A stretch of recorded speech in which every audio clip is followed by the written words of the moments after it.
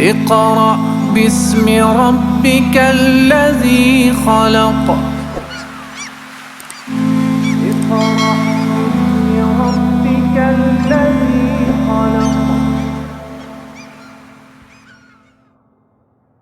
با تو گر خواهی سخن گوید خدا قرآن بخوان، تا شود روح تو با حق آشنا قرآن بخوان.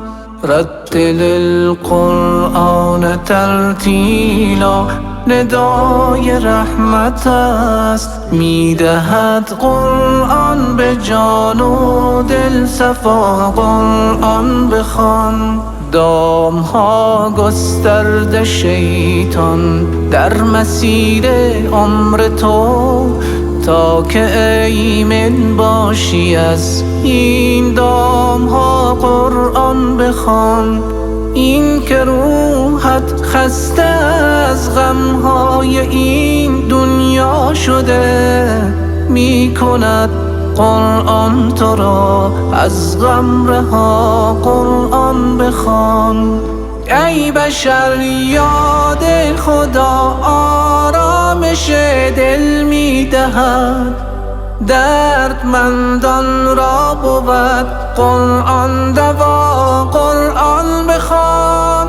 گفت پیغمبر سعادت در ره قرآن بود، تا شود روح تو با حق آشنا قرآن بخوان.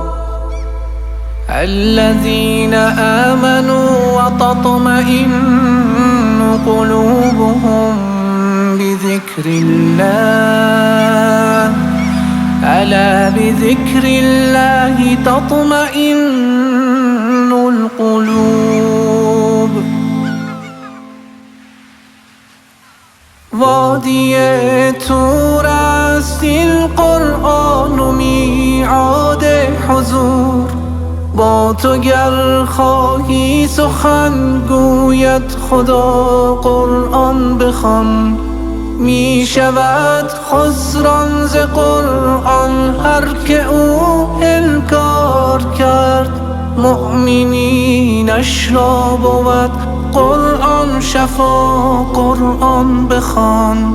نکته قرآن به دستور العمل دارد نیاز، تا که توفیق عمل یابی دلا قرآن بخوان. سنت احمد ز قرآنش نمی گردد جدا، تا بیابی معنی این نکته را قرآن بخوان. هست قرآن صامت و قرآن ناطق سیرت است، تا شوی تو رستگار در این سرا قرآن بخوان. اللهم صل علی محمد و آل محمد حبیب الله. اللهم صل علی محمد و آل محمد حبیب الله.